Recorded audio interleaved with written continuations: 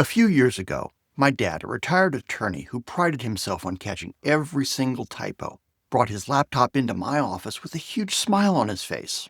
He had just found what he thought was the deal on a car for my nephew, a brand new BWM convertible. Yeah, I know, they spelled it wrong, but in his mind, he was just trying to do something kind for his grandson. That got me thinking, these scams just don't target careless people, they target caring people.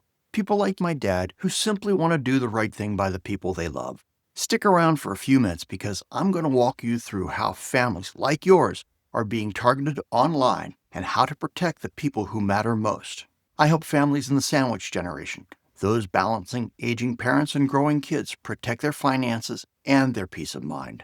And I want to show you how to stay safe without living in fear. The email that changed everything. A few years ago, my dad was staying with us for a while.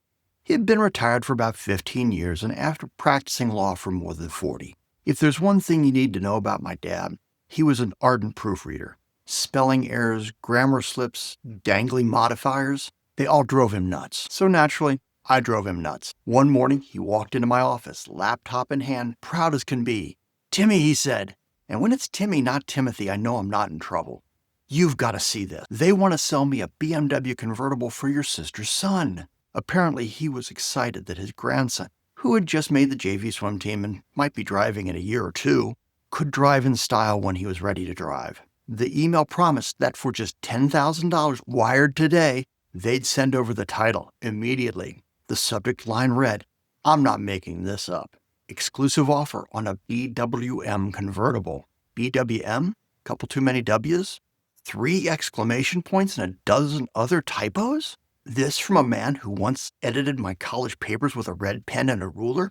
And trust me, he used a lot of red pens. We laughed about it later, but in the moment it hit me.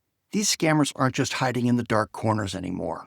They're brazen, creative, and they prey on good people who just want to do something nice for the ones they love. That email changed the way I think about digital scams. Because if they can target people like my dad, a well-educated individual who could spot a misplaced comma across the room, they can target anybody. If this is connecting for you or helping you think differently about how these scams really work, hit the like button. It helps get this video in front of more families who need to hear about it. My dad isn't alone. According to the FBI's 2024 Internet Crime Report, more than 850,000 Americans filed complaints last and reported losses that exceeded $16 billion, just a 33% jump from the year before. What's even more alarming is who's being hit the hardest. People over 60 lost nearly $5 billion, almost twice as much as those in their 50s. And yet, the attacks aren't limited to retirees. They now reach out to entire families, adult children, aging parents, even college students. The criminals aren't just stealing money, they're stealing peace of mind. A decade ago, it was all about firewalls and passwords. Today, the battlefield has shifted. Scammers no longer need to hack into your computer. They hack into your decision-making process. They use psychology, urgency, fear, and empathy. They mimic voices, clone logos, and even build entire fake websites to make you act before you think. And now scammers can even literally sound like the people you love, a terrifying development that's become the new front line in this digital war. Picture a family group text. The daughter, Emily, gets a message from what looks like Amazon saying that her account's been frozen. She clicks the link, logs in, and unknowingly hands over her password. Her mother, Sharon, gets a text from a bank representative about suspicious charges. She calls back. Within minutes, the caller has convinced her to move her money to a safe account. Meanwhile, her dad Mike gets a call that sounds exactly like his grandson. The voice is pleading, "Panic, I'm in trouble. I need bail money now." It's so real he doesn't even question it. He heads to the bank, withdrawal slip in hand, until his daughter calls. She shouts, "Dad, it's an AI scam." He doesn't even believe her. The voice was his grandson's. But that's what makes these new AI voice scams so dangerous. They don't just target your wallet. They target your instincts to protect the people you love. Crypto scams are now the costliest category of online fraud. More than $6.5 billion was lost last year. Here's why. Crypto payments don't have protections that credit cards or banks do. Once the money is sent, it's irreversible. No fraud department, no refund, no undo button. Scammers know this and they build convincing fake investment dashboards, complete with charts, testimonials, and even customer service reps who chat with you daily. You see your balance growing on screen, but behind the scenes, the site is a facade. The money's already gone. You're on your laptop when a pop-up flashes, "Cybersecurity breach detected." It looks real red, blinking, urgent. It includes a toll-free number to help fix it. So you call, and a polite technician answers. He says he'll take care of everything remotely for you. All he needs is access to your computer. You agree, relieved. But within minutes, he's inside stealing your passwords, planting malware, and draining your bank account. This scam is exploding among people who are over 60. The moment you see a warning like that, don't click, don't call. Restart, disconnect from Wi-Fi, and change your passwords. Real tech support will never contact you in this way. Some scams, they hit harder than others. Take Rita, for example, a widow from Montana. She thought she'd found companionship with someone who messaged her online. A man claiming to be a celebrity, lonely despite his fame. They chatted for weeks, then came the request for help, a donation for a charity event, always through Bitcoin though.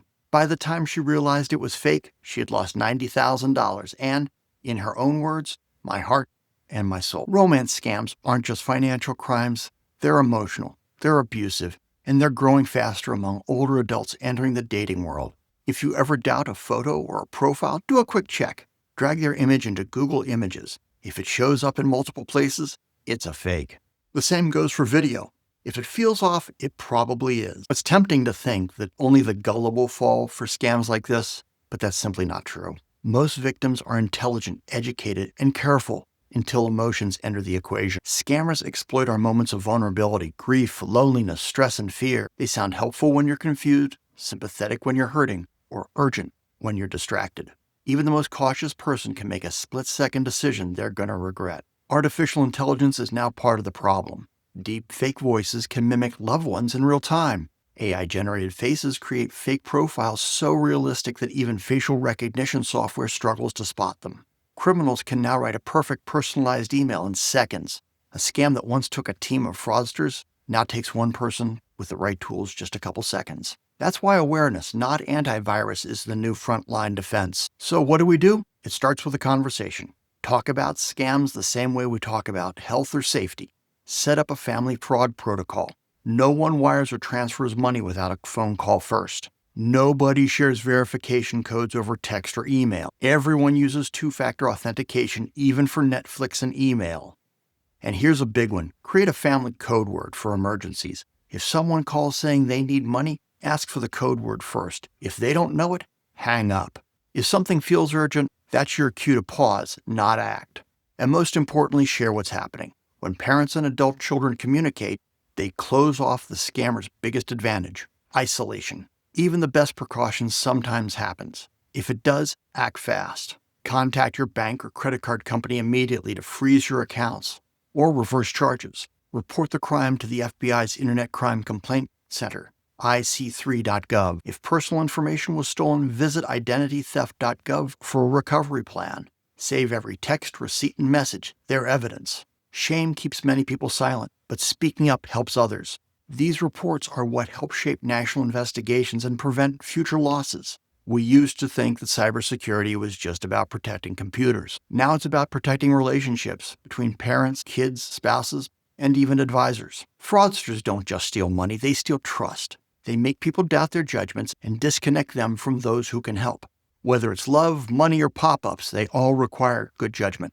The way we win this war isn't just with stronger passwords, it's with stronger conversations.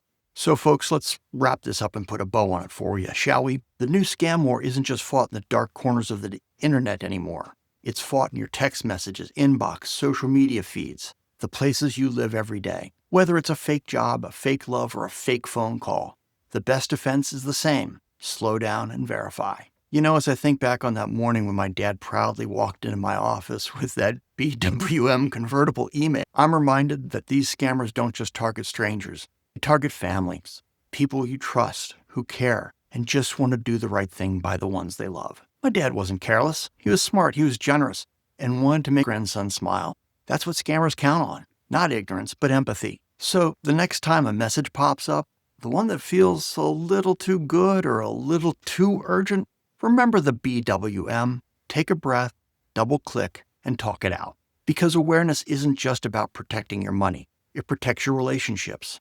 And that's what cybersecurity looks like now. Not fear, but preparation. Not paranoia, but partnership. And that's how we protect what matters most. If you found this helpful, subscribe so you don't miss the next one. Each week I share practical ways that families like yours can protect what matters. From college costs to caregiving and everything in between. Thanks for watching.